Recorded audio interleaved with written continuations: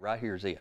That's it right there. One step. Right now, a meth lab is this and this. Over-the-counter stuff, plastic bottles, drain cleaner, camping fuel, ammonia nitrate, lithium from batteries, and a box of pills. Just shake and bake. The reaction will cause the meth to drop right down to the bottom of the jar. Crude but quick. You can turn dope from start to finish in about 45 minutes.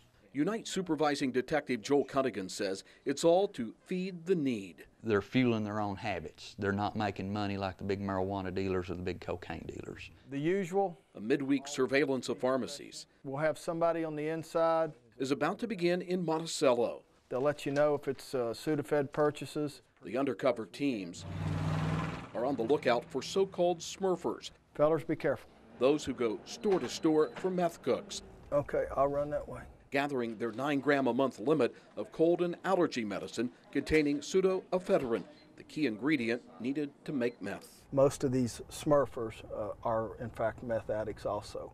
Dan Smoot is the director of law enforcement for Unite, a counter-drug agency in southeast Kentucky.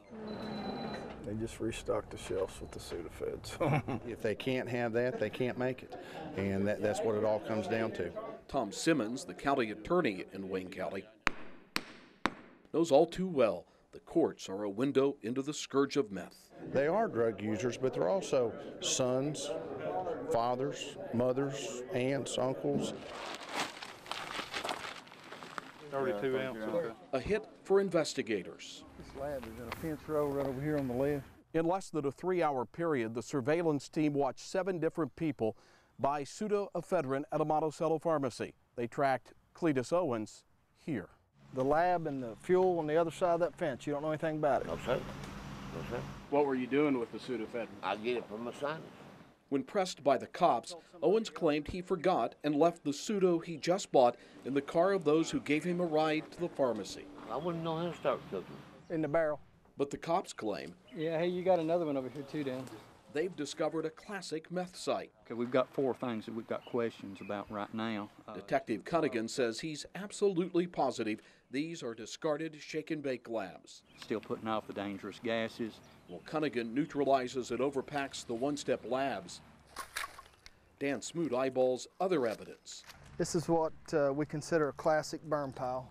You can see where the batteries have been stripped. The lithium's been removed from the battery. Owens eventually admits to cops and us that he smoked meth 2 days ago. Yeah, I tried it. I tried weed too, but I don't like it. I let it drink. It ain't for me. The man who rented to Owens and lives just a few feet away says, Well, I knew that something was going on. They all tracked me out here overnight. You're under arrest for possession, drug paraphernalia.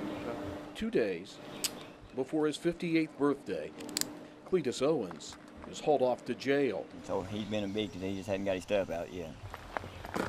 Owens did bond out on the misdemeanor possession charge. Police and the prosecutor confirmed evidence of manufacturing meth, a felony, will be presented to the Wayne County grand jury. It begs the question, is all this really worth the time and expense? This is far from the answer to eradicate the meth lab problem, but we have to make an effort. You want to test it? Make this type of effort until police can convince politicians pills laced with pseudo should only be sold to those who have a prescription. Greg Stottlemyre, ABC 36, your local news source.